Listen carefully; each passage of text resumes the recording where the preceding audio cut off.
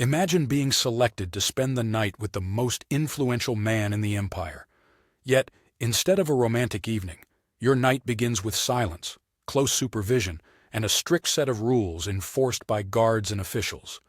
There is no privacy, no freedom of choice, and absolutely no margin for mistakes. Welcome to the secretive realm of the Imperial Harem. Situated within the Forbidden City, deep inside ancient China's royal palaces, the emperor's private quarters stood as one of the most rigorously monitored places in the empire. Rather than a lavish retreat, this space was regulated by an intricate system of customs, political strategizing, and constant fear of treachery. At the very heart of this environment were the women of the harem, concubines, consorts, and empresses. Each was tied to centuries-old traditions and perpetually observed under the watchful eye of palace laws. Contrary to common beliefs, the imperial harem was not an unrestrained world of pleasure.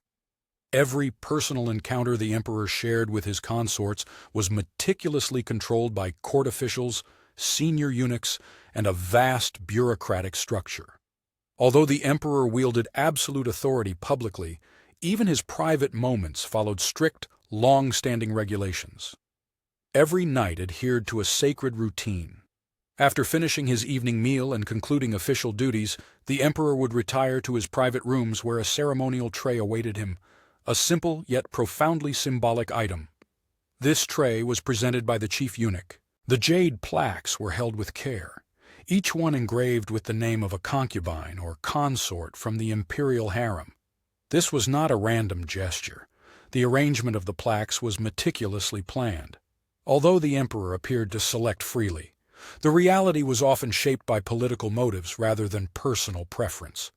Influential palace figures, such as trusted eunuchs or court advisors, sometimes organized the names to highlight certain women.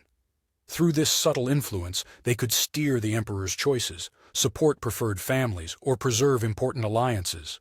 When the emperor picked a plaque, casually turning it over with seeming indifference, it set in motion a finely tuned sequence of events for the chosen concubine.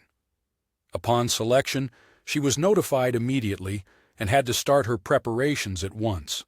This was far from an easy process. She was required to bathe in water scented with rare herbs and oils believed to purify the body and boost fertility. These baths were more than cleanliness. They were spiritual acts aimed at cleansing bad luck and readying her to serve the emperor. After the bath, attendants would dress her in a silk garment, often a single embroidered robe or covering adorned with symbols representing luck, harmony, or fertility. Next followed a careful personal grooming ritual. Her hair was smoothed, her skin lightly dusted with powder, and every detail of her appearance perfected. Just before she left her chambers, a senior eunuch conducted a brief final inspection, ensuring she was completely prepared for the role she was about to assume. Inspection involved no jewelry, no adornments, and no accessories that could conceal a weapon or poison. The emperor's safety was the utmost concern, and even the slightest hint of risk was taken with the greatest seriousness. Then the concubine was carefully placed on a stretcher covered in silk, carried not by ordinary attendants but by trusted eunuchs. These men were loyal solely to the throne and quietly escorted her through the dim hallways of the Forbidden City toward the emperor's private chambers. Being carried might seem graceful, yet it was a deliberate choice.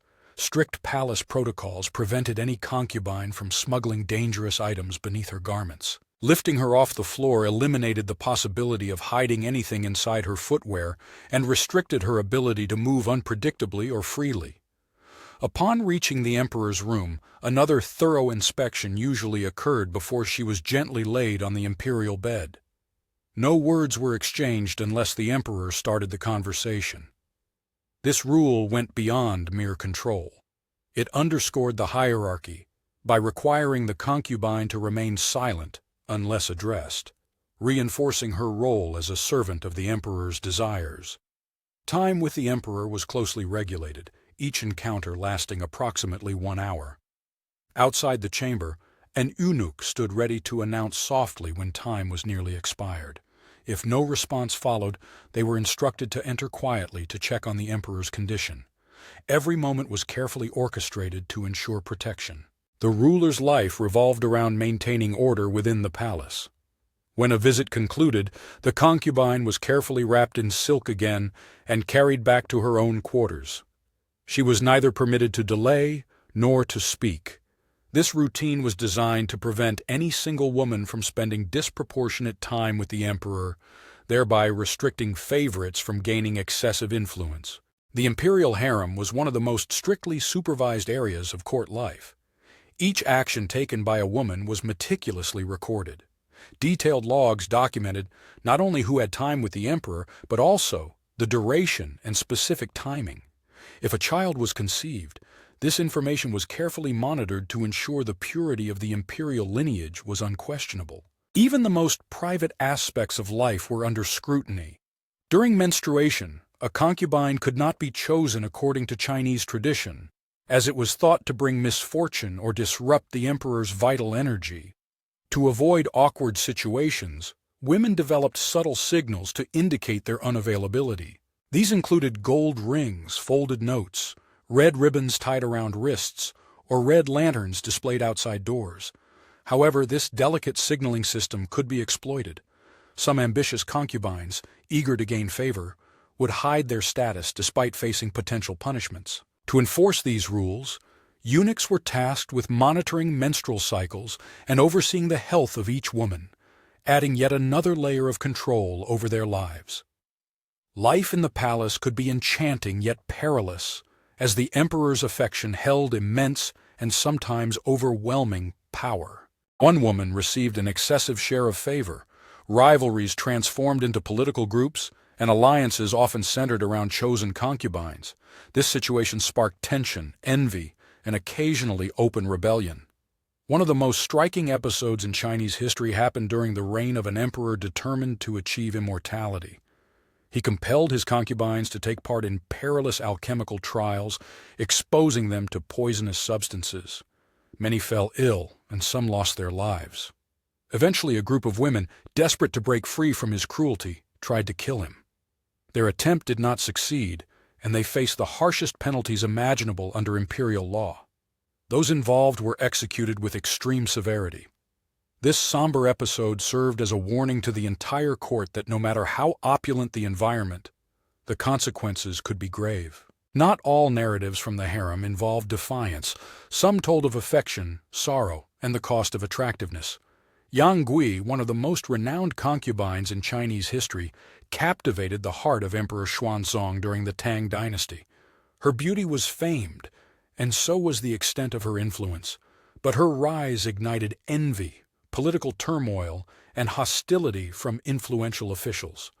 When the empire confronted rebellion, the military accused her and insisted on her death to protect the throne. The emperor consented, and Yang Gui was taken to a temple where she passed away. Whether she ended her own life or was put to death by royal command remains unknown. Her tale turned into legend. Poems, paintings, and operas commemorate her not just as a political figure, but as a symbol of tragic love. As a woman swept up in the currents of history, cherished by an emperor yet despised by the court, and forever etched in memory, the intimate rituals of the imperial harem went far beyond mere formality. They represented control, heritage, and the fight for survival. In a realm where authority was endlessly precarious, even private moments were executed with precision and vigilance. From the hushed hallways to the meticulously arranged jade plaques, every element revealed a system where duty outweighed emotion. Today, the imperial harem stands as one of the most intriguing chapters in Chinese history.